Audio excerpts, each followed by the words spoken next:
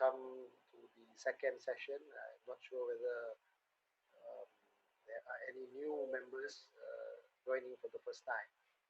Um, what I plan to do in today's class is firstly just to spend a couple of minutes to recap what we did last week. And you know, when Brother Shahran sent me the questions from chat room, I expected there will be 5, 6 questions, but then I see they are like 8 pages in the PDF, and so I have to admit that I have not been able to go through the questions in detail. But maybe towards the end of the class, I will try to answer some of them. So, what have we done last week? As mentioned, this course, it's a kind of a, I don't know, maybe we call it appetizer to a full course, which we have in the IIUM, in the economics department, called Foundations of Islamic Economics. So something that we cover in about 36 to 38 weeks, you know, and that's also 1.5 hour, sorry, it's about 36 hours, sorry.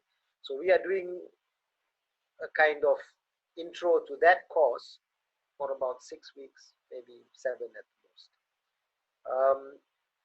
It's called Foundations of Islamic Economics, and as I mentioned last week, the subject matter does not necessarily talk about economics. Yeah, it's talking about the foundations of economics, in this case, Islamic economics.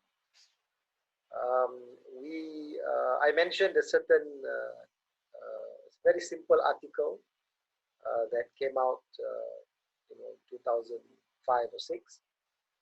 The title is "Can There Be Religion-Based Economics?"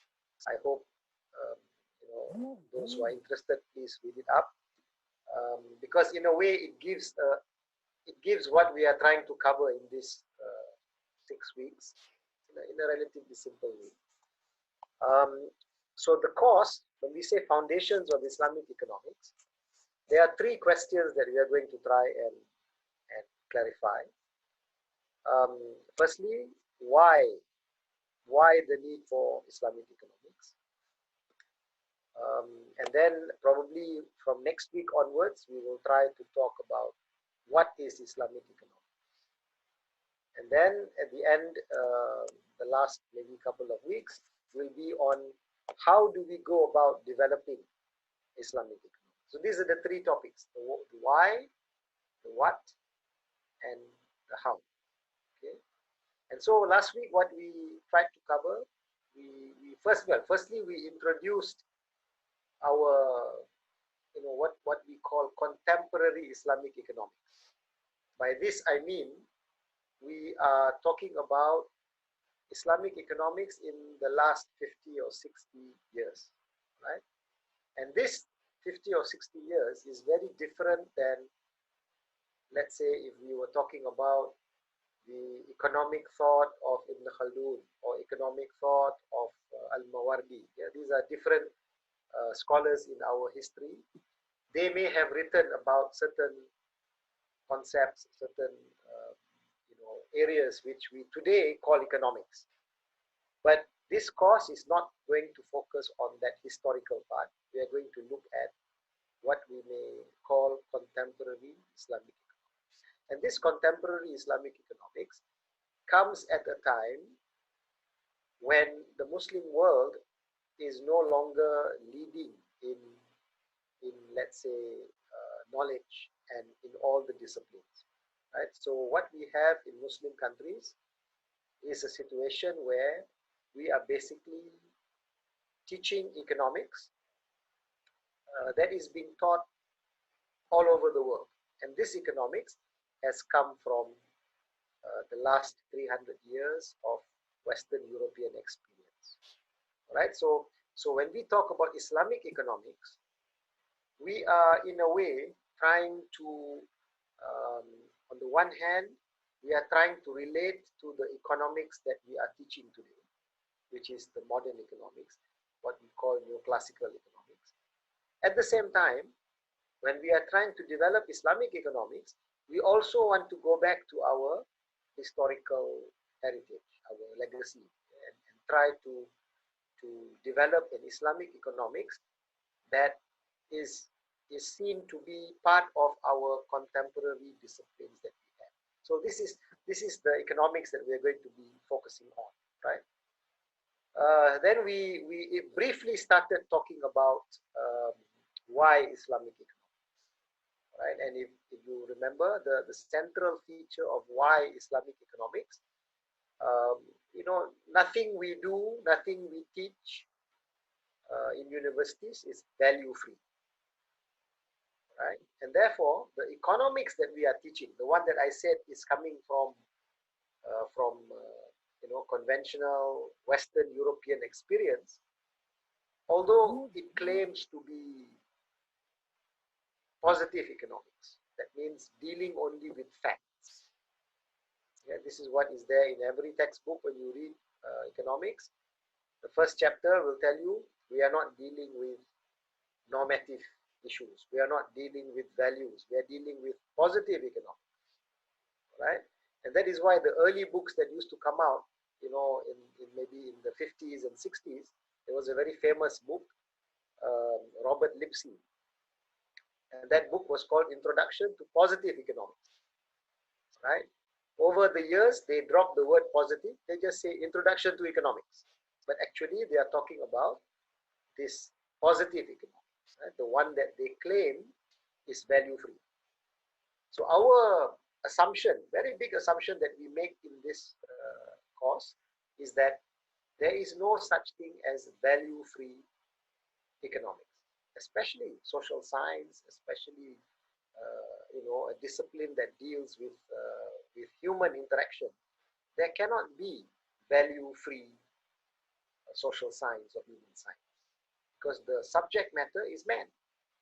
Okay, so we said that this is the reason why we talk about the need to have an alternative economics, because the value system that is being promoted in modern economics is not value free. So we need to investigate what the values of the system are, and we make some changes. We may need to reject, we may need to modify, and in some cases we may accept.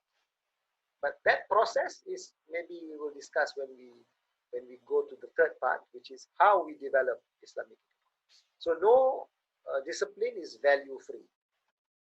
And the second point, in order to show these values, we say that every discipline that we teach, it comes from a foundational base. We call that foundational base, for purpose of this course, worldview, right? Worldview. Different scholars have used different terms. Some scholars like Schumpeter, I think we introduced him last week, he used the term vision. Every economics is based on a vision, right? Any analysis that we do in economics, whether it is analysis which is using mathematics or graphs or any other type of quantitative methods, they have to be preceded by a vision, according to Schumpeter, right? So don't think that if you are a quantitative person and you are writing economics very quantitatively, don't think that it is value free just because you are having numbers and equations. I think behind the numbers you have a vision, you have a worldview, right? And sometimes this worldview can become an ideology. Yeah? So there is a difference between worldview and ideology. I mean, I would recommend for those of you who are interested, just go and Google out what is ideology, what is worldview. Generally speaking, worldview is used when we talk about sciences, when we talk about academic development. Ideology is used in a more broader context, and sometimes we talk about ideologies in a very general way. So there are so many ideologies. Some people will even argue and say that underlying capitalism is also an ideology. Many things that have ism to it are ideologies, right? So there is a difference between the use of the word ideology and the word worldview. So we are focusing on worldview, right? So what is our purpose of, or what is our way we are going to talk about why Islamic economics? We're going to look at the worldview that you find in Islamic economics, yeah, the worldview at the base of Islamic economics, and we are going to compare it with the worldview at the base of modern economics. So based on our approach, if we are able to show that the worldview of Islamic economics is not the same as the worldview in modern economics, then Islamic economics is a valid area to study. It is a valid alternative because the worldviews differ. The foundation differs, right? So we ended last week by saying that what we're going to do now is look at these worldviews, right? Now, when we want to talk about worldview, I think we ended the last class by some definitions of worldviews, right? Worldviews are, I mean, there are so many scholars who have talked about worldview. From Islamic point of view, of course, very famous will be the work of Professor Al-Atas.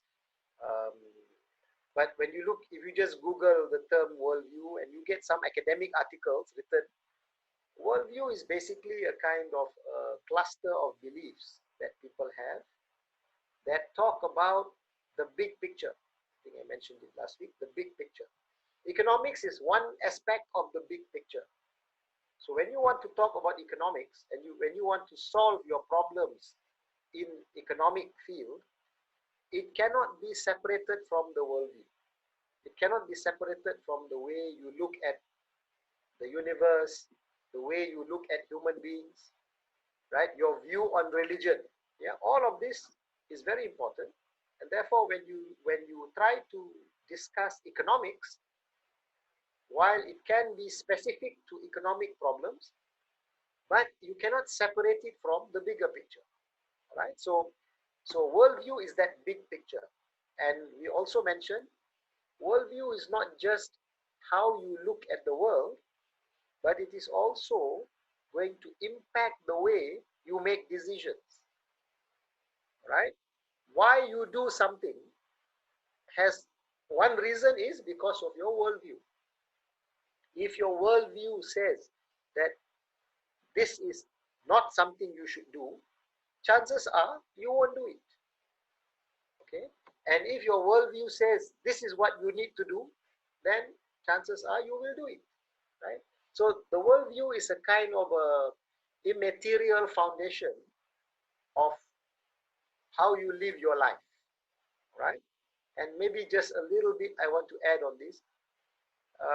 Worldview is something which is very natural. Every one of us has a worldview, but sometimes we don't know that worldview.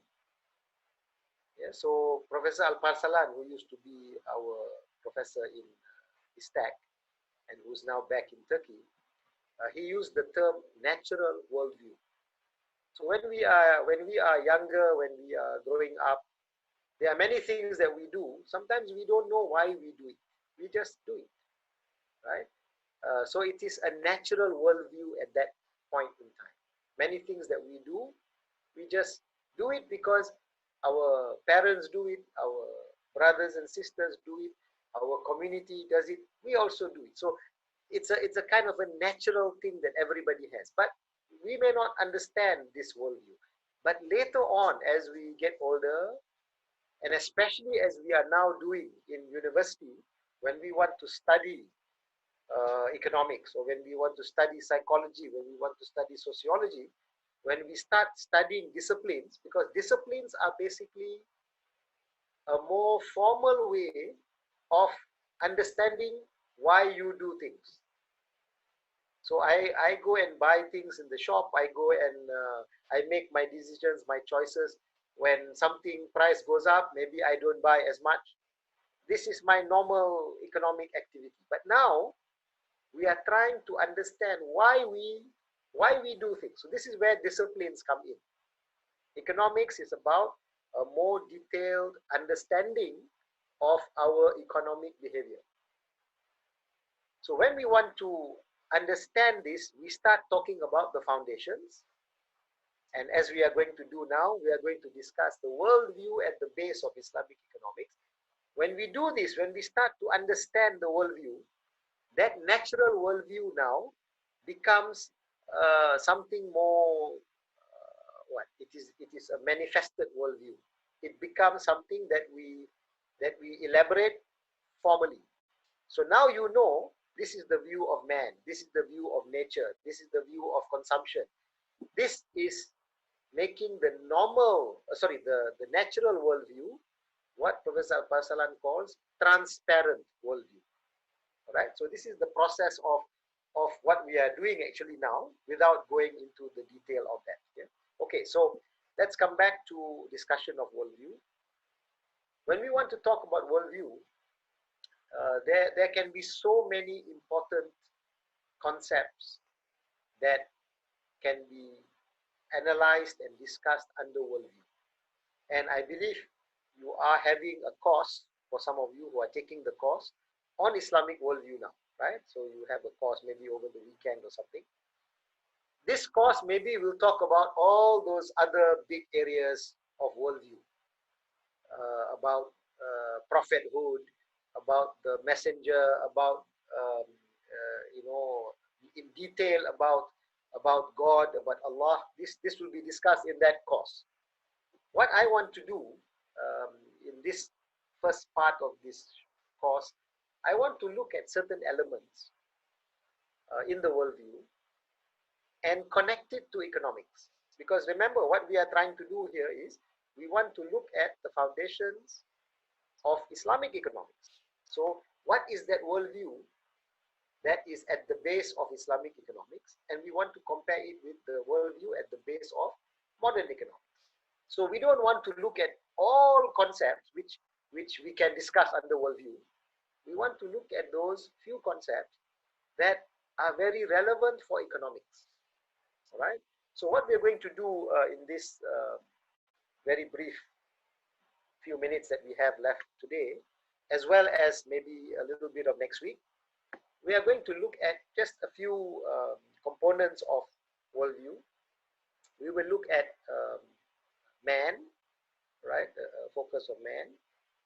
We will talk about nature or the universe, because what is economics? Economics is all about how human beings interact with other human beings and with nature, with our resources, in order to produce and to consume. So man is very important. Resources, or in this case we are talking about nature or the universe, is very important. And then for what purpose? What is the goal? What is the aim that we do economics? We're going to cover these three components to try and show you that the worldview is different between Islamic economics and modern neoclassical economics, right?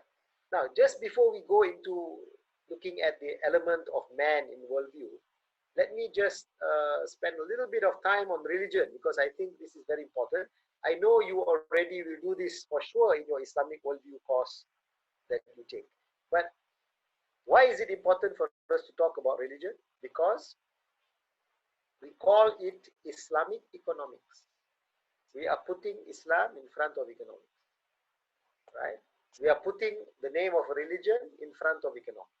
So there is a religious-based economics that we want to talk about.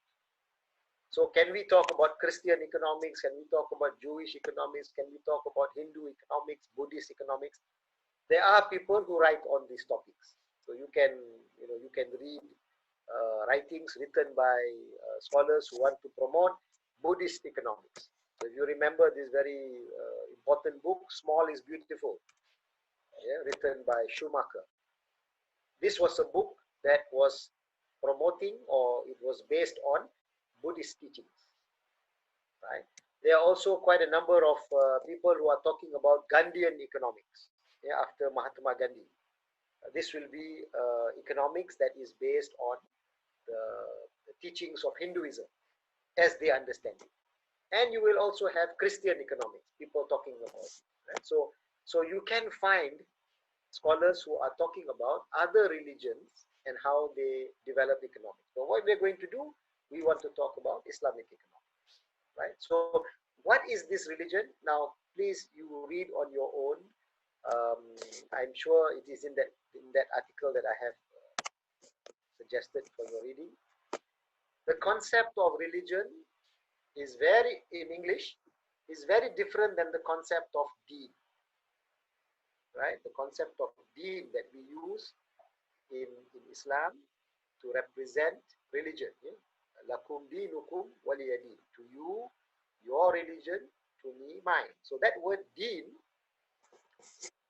scholars unanimously say that that concept of deen is not the same meaning as you will have in, let's say, the use of the word religion in English.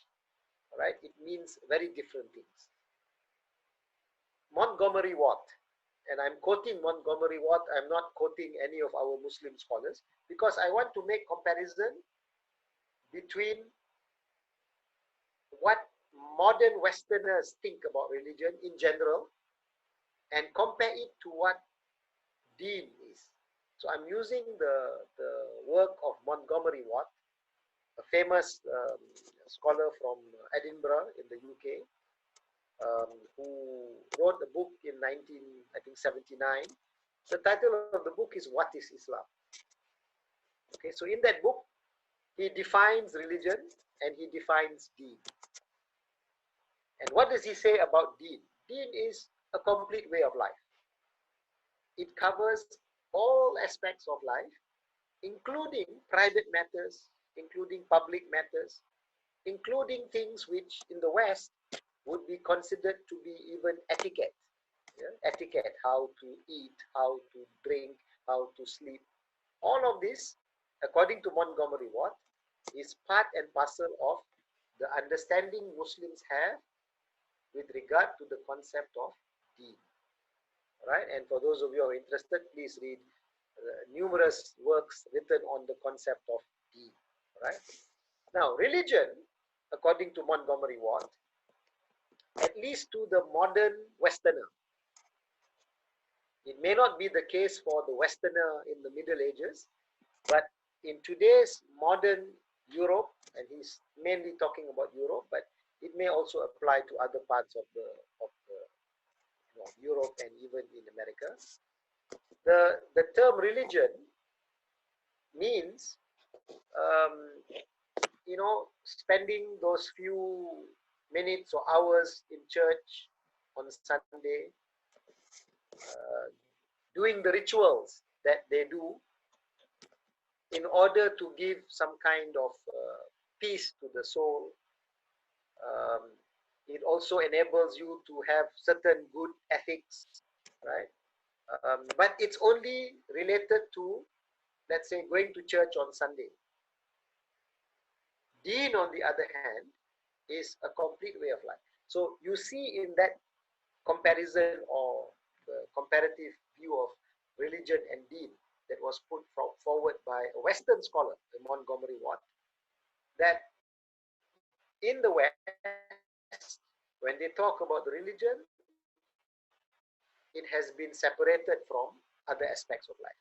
And this is a very important part of understanding why we need an Islamic economics, because in the West, and I think we talked about it a little bit in the last class, so I won't discuss it again, it went through that process of secularization. Okay, so to a Westerner today, to talk about religious-based economics is not economics. Yeah, because to them, religion means these rituals. But when you want to talk about Islamic economics, you cannot talk about economics without it being based on religion. And in our case, in the case of Islam, since our concept of deen is a complete way of life, it also includes economics. Right? So for Muslims, Islamic economics is the only economics that you can have. All right. There cannot be an economics that is not connected to the deen, because the deen is a complete way of life. Right. So that's maybe all I want to say about the concept of religion. We are talking about a very different concept. This is also very important when we are discussing, and sometimes we are debating with people from other religion. And if we are talking in English, like we are doing now, like I'm doing now, and we use the word religion, please keep in mind that from Islamic point of view, you actually mean deen. You don't mean religion as understood in the English language by modern Westerners, because that's a different meaning than deen. So if you are talking in English and somebody says, what is your religion? And you say Islam, and they say their religion is Hinduism or Christianity, please keep in mind the two religions are not the same, because your understanding of religion is deen. Their understanding of religion may be religion, right? So you first have to make sure what is their meaning of religion first. Having said that, there are also today many people, I have seen stickers at the back of the car. They put the sticker, Hinduism is a way of life. Okay, so they are also talking about way of life, but you must be clear, what do they mean by religion? Okay, now let's go to man. Now, because of that process of secularization that has gone in the West, you have today an economics that is no longer connected to religion. And so the modern economics that we teach,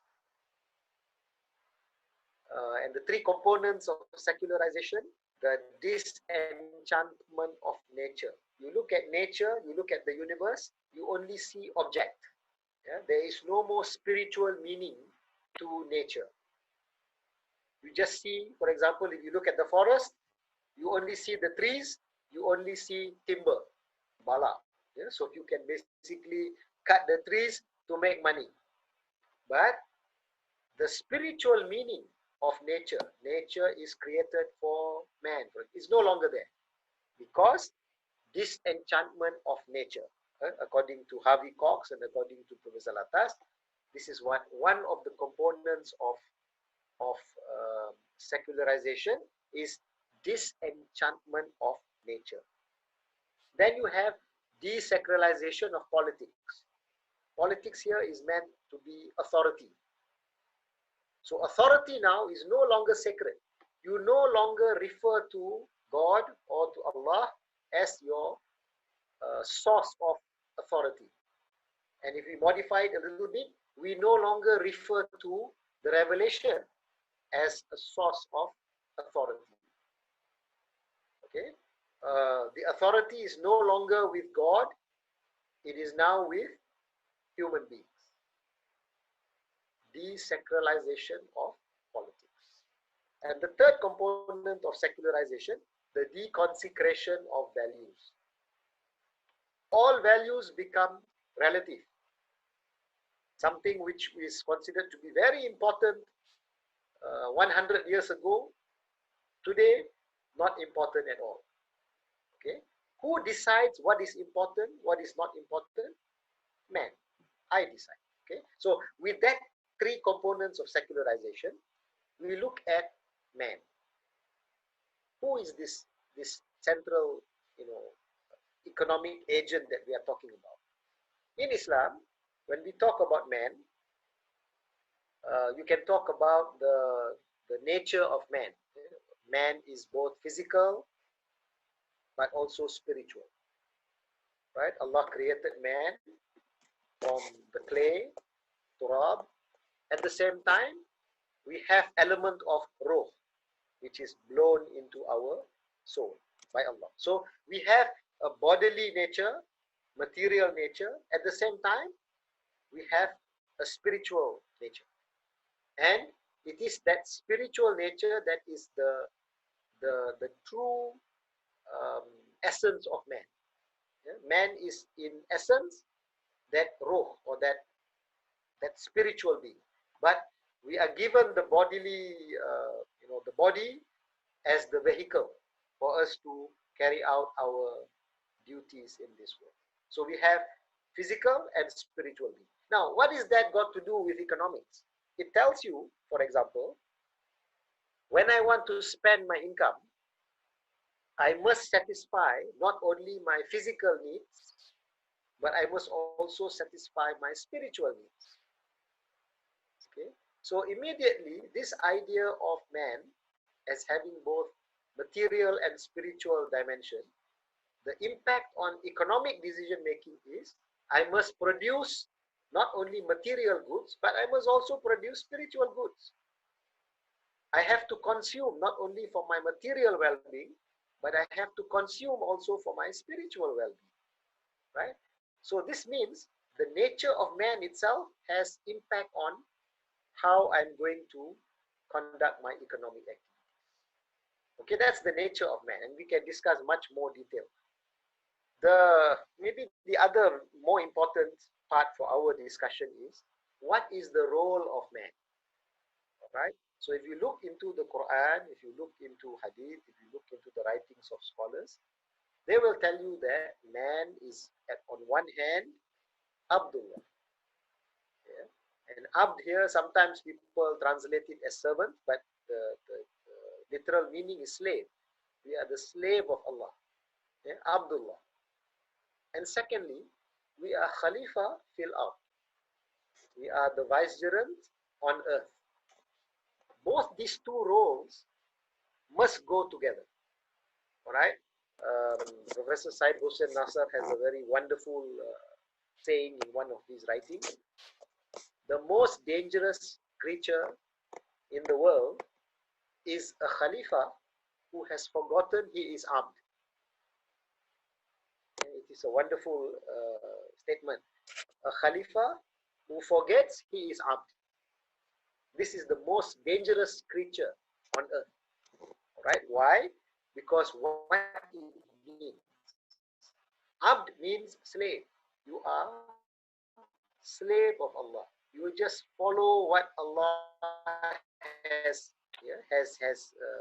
Allah the Creator. You are following what all other creations are doing. Abdullah. Khalifa means, among others, you are given some kind of leadership role. You are given some kind of power over other creations. Right? But don't forget, you cannot be Khalifa without accepting you are Abdullah. Yeah? So what has happened in the West, when they took away the authority of God, of Allah, and transfer it to man,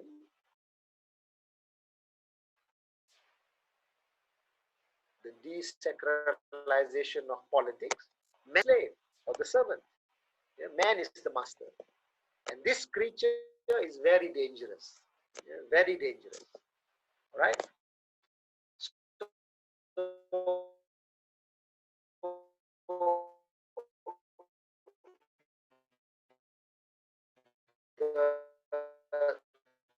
the nature of man as can drive.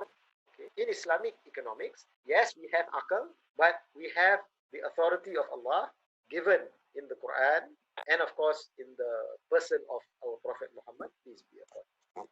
Yeah, so we have a certain way of looking at man. Now this man is very different than the man that you have in modern economics. Yeah, this man in modern economics is a man that relies totally on the use of akal and the use of observation in order to make decisions. Right? Religion is no longer the guidebook. Science becomes the guidebook. Yeah, everything is decided by science. And when we talk about science in secular Western disciplines, science is basically limited to the use of reason and observation. Yeah, there is no place for revelation. We will talk about this a little bit in our how we develop Islamic. So that is as far as man is concerned.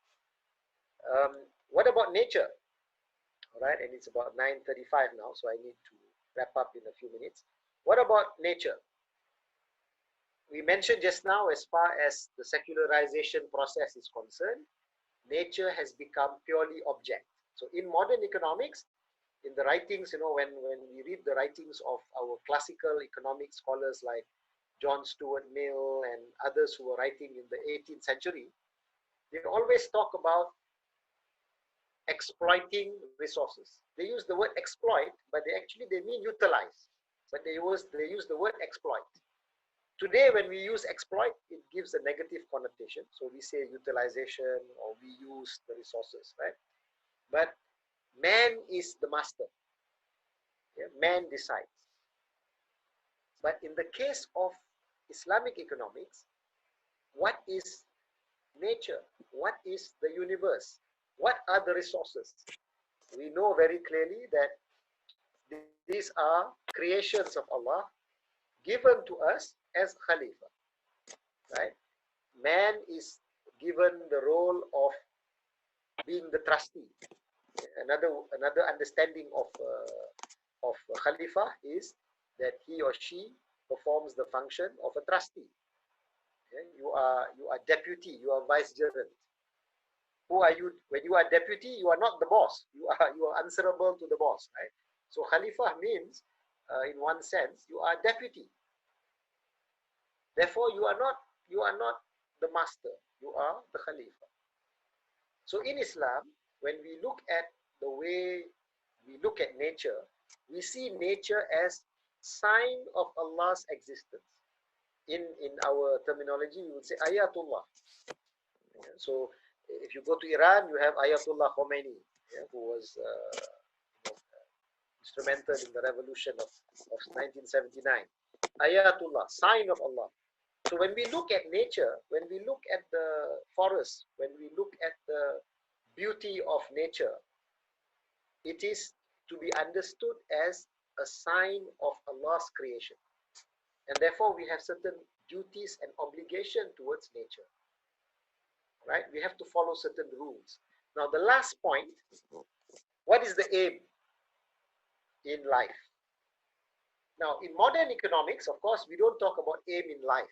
We talk about what is the goal of the consumer, what is the goal of the producer, right? We are referring to specific function of economic man. But like I said, you cannot talk about your function in economics without connecting it to the bigger picture. So when we talk about aim in life in Islam, there are numerous verses in Quran. We are talking about achieving the pleasure of Allah, mardatillah. Yeah, this is the goal. We want to achieve falah, ultimate success. Success not only in this world, but success in the hereafter. So our goal in life cannot be limited to only maximizing our profit in this world. We must be able to make sure that our benefit is not only success in this world, but it must ultimately give you success in the hereafter. Right? So in modern economics, cost benefit is what we do. Your aim as a consumer, your aim as a producer, you're supposed to do cost benefit analysis, and you are supposed to choose the option in which your benefit is the biggest compared to your cost, right? Maximize your profit. Benefit minus cost, profit. But in Islamic economics, do we want benefit? Do we want profit? Of course. The only difference is the profit cannot only be the profit in this world.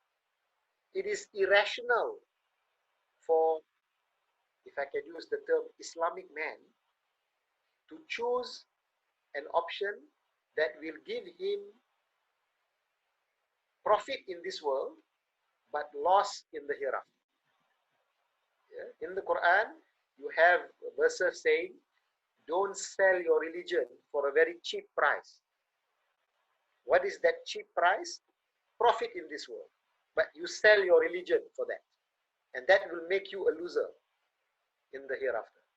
So, in aim in life, or aim in economics, you must make sure that whatever decision you make as economic man, as Islamic economic man, or as Islamic man, your decision must be a decision that gives you profit in this world, but also profit and success in the hereafter.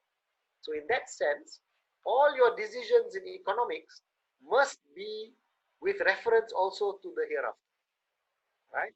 So when we talk about decision making in Islamic economics, it is decision making that considers what the Mondar Kahaf has called extended time horizon. All our decision must be based on our position in the hereafter. So how do you know what is a good decision to make for economics? That's where you need the guidance of the Sharia, and the Sharia will guide you to make the good decision.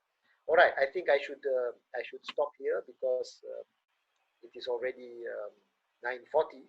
So maybe we have about 15-20 minutes for some questions, and I will also try to maybe respond to some of the questions that were asked in the session last week. Although, like I said, there are too many questions, and I don't know whether I can answer all of them today.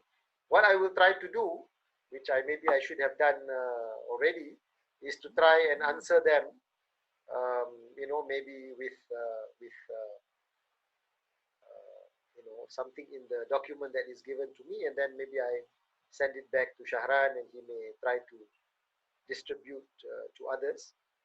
But yes, I am now open for anybody who would like to maybe ask questions. Thank you so much, Prof. I think we don't realize that we're already almost 40 minutes. You are talking so succinct, so important about the topic. I remember we spoke with our friend from Japan, Brother Ahmad Shiozaki. He said when we talk about religion for Japanese, nothing to do with Tawheed. It's like something like mysticism or something like that. We always thought religion is Tawheed, but people don't understand like that. Like you say, when we talk about Christian or Buddhism, their religion is different. Ours is different meaning. So Alhamdulillah, you have highlighted a very important point. I have not seen any hand here. Maybe probably you can choose from the last week question while we are waiting for some hand. Yeah, let me go to this question. There are some questions about the concept of riba. In the FIE course, when we teach it in the university, we will have one topic on riba and so on, but maybe not in this course. But just to answer the question, I prefer to use, and this is coming from Ahmad Noor and also from Razina, who talks about the issue of riba. Razina is from our IBF.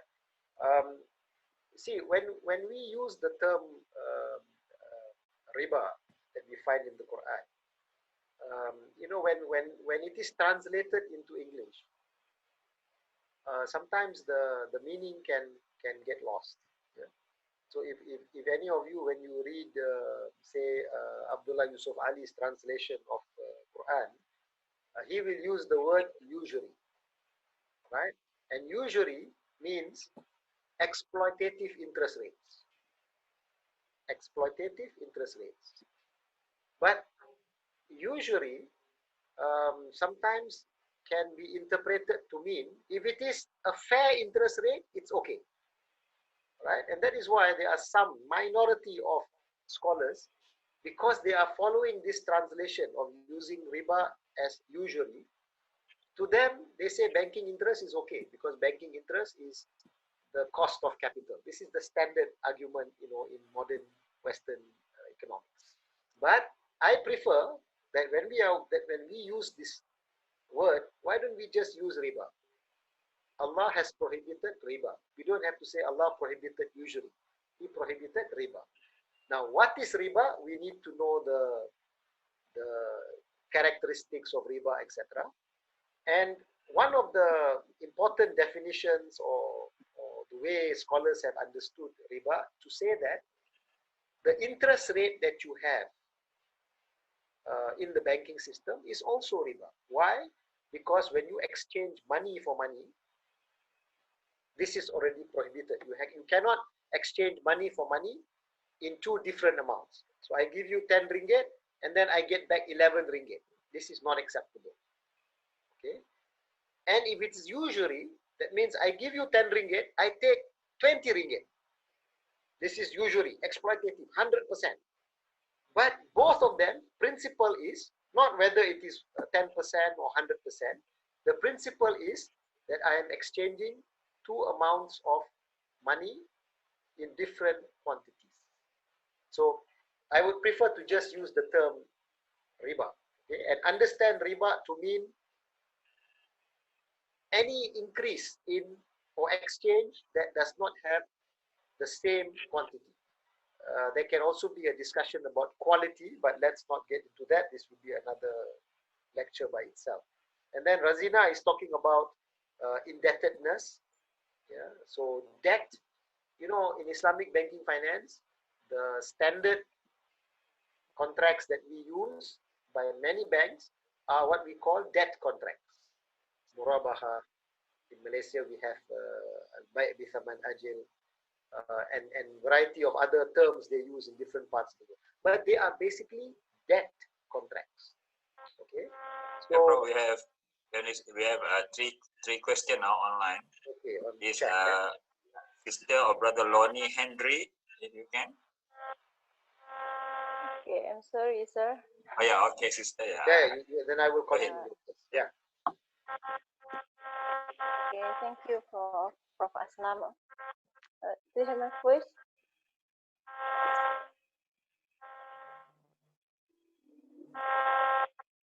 The sound's not clear. Brother Idris. Assalamu alaikum wa rahmatullah. So thank you very much for this question. My question is, what advice are you going to give someone who is aspiring to become an entrepreneur or an entrepreneur? How do you combat this kind of capitalism, whereby you must follow a certain minimum wage payment, which is usually exploited to the lower workers of the company? So how do you fight this? Whereby as the owner you have to pay your employees some certain minimum wage. Which is Brother, yeah, we can't follow you. Oh. Hello. Wait, bro. I think we unmute you. But okay. Brother, we can't follow you. The Idris. Yeah, I was not able to get the question. It's not clear. Yeah, but so Okay. about Sister Lonnie again? Can you proceed with the question? Okay. Yeah. Okay, Prof. Aslam. Yes. Okay. I would like to ask about what the concrete form of Islamic economic, if we talk about financial institution today, because from I see today, Islamic institution is about what we take from West economic system, then we manage it by Islamic value. Is it what we say it Islamic economic, or there is another form of it? Thank you, Prof. Okay, this is a very usual question. Whenever you talk about Islamic economics, people will always refer to Islamic banking. In a way, Islamic banking and finance is a kind of manifestation of Islamic economics. Unfortunately, that Islamic banking and finance not necessarily comes and based on Islamic economics. I think I mentioned it last week. And always the issue will be what the banks and financial institutions are doing. Sometimes they do not represent, we talk about Islamic economics, talking about socio-economic justice. You find that many people are critical. And then the second point is about the replication. Yeah? They replicate everything that the conventional bank is doing, except now they put some Arabic term or some, what they call Sharia compliant, but maybe I would prefer to use the word legally compliant or fiqh compliant. I think we must keep in mind, if you want to talk genuinely about Islamic economics, we have to understand a very important criteria that the Islamic view is it gives emphasis on the real economy, not necessarily on the financial system. Okay, So if you really want to put forward a genuine Islamic economics, it must be putting finance and banking in the correct place. And we can discuss this maybe in another session. But the correct place for finance, and I quote John Maynard Keynes, although he's conventional economist, but he made a very wonderful statement. He said, money to the economy is like oil to the engine. Money to the economy is like oil to the engine. Okay, so when you talk about money, you're talking about the financial system, or the banking system. But we must treat the banking system like we treat oil in the engine. What is the important thing in the car? The engine. Without the engine, the car is not going to move. So engine is you can say, the essence of the car. But if you only give attention on the oil, yeah, the minyak pelinci that is using, to make the parts move smoothly, then you are forgetting the engine. So what we have in today's economy, or even in Islamic economics, unfortunately, emphasis is on financial system, on banking system, when actually it should be on the engine, right? So if you really want to develop genuine Islamic economics, please don't separate banking and finance from the real economy. It must be there. That is why, for those of you who are able, please join the 12th conference coming from Istanbul. It started yesterday. It is actually going on today until next Saturday. The topic is sustainable development for the real economy. So they are focusing on the real economy, right? So maybe that answer just to generate some interest among you. Okay, Prof. We take two quick questions from Brother Idris and Brother Adamu. Can you make it quick, Brother Idris and Adamu? Yeah. Please go ahead. Yeah. Brother Adamu first. Yes, Prof, my question is, you made mention of fair interest rate. Which kind of interest rate do you think is fair? Is it like 5%, 14% that are fair? Yeah, you see, that is the problem when you want to talk about fair interest rate. People who make distinction between interest and usury, they say that usury is unfair because it is exploitative. It is too high, right? But your market interest rate based on demand and supply, this is fair price. Okay, so in conventional economics, market interest rate is the fair price. However, from Islamic point of view, any price above the capital sum is riba. Why? Because money for money. And you can only exchange the same money for money. So if I give you a loan, so now terminology, if I say the bank is giving a loan of 100 ringgit, I can only take 100 ringgit back. It has to be Fardul Hasan. Right? That is why in terminology, we never use the term loan given by Islamic banks. They will always say financing. Yes. Right? So no rate of interest is considered, well, I don't want to use the word fair or not, because in conventional economics, market rate is fair. If the market is free and it is depending on supply and demand only without manipulation, the price is the fair right. But in Islam, there is no price for money. There is no extra charge for money. And Idris, again, yes, let's try again. And again, in our Islamic banks here in Nigeria, there is what we call cash reserve ratio to the Central Bank of Nigeria, where each of the amounts the central bank is giving each of the banks that place their money some form of interest rate in one way or the other. So are they full-fledged Islamic bank? If they are, they will not be collecting such amount of money from the central bank based on their placement of cash. Because I can't reconcile, where are they putting that money in if they are not really injecting the money? Okay, well, I think that's the question is you're referring to a statutory reserve requirement where the money may go into a central bank and they sometimes earn interest on it. whatever it is, it's not, if you get a return on just putting money and the return is more than what you put, theoretically, this would be riba according to majority of scholars. Okay, but Idris, Idris, and the last one. Assalamu alaikum once again. Can you hear me now? Oh yes, yes, sure. yes, okay. My question is, how do you combat this trend of capitalist way of wage system, in which it's usually exploitive in nature to the employee? For example, you'll find a multi-million-dollar company that still pays the minimum wage that the government set, which is usually not enough to allow people to grow economically, personally, unless they are working for that company. Okay, this is a very important question. I think it is a problem in many Muslim countries, where you have a major problem of wage that is received is not fair. I use the word fair again. Yeah?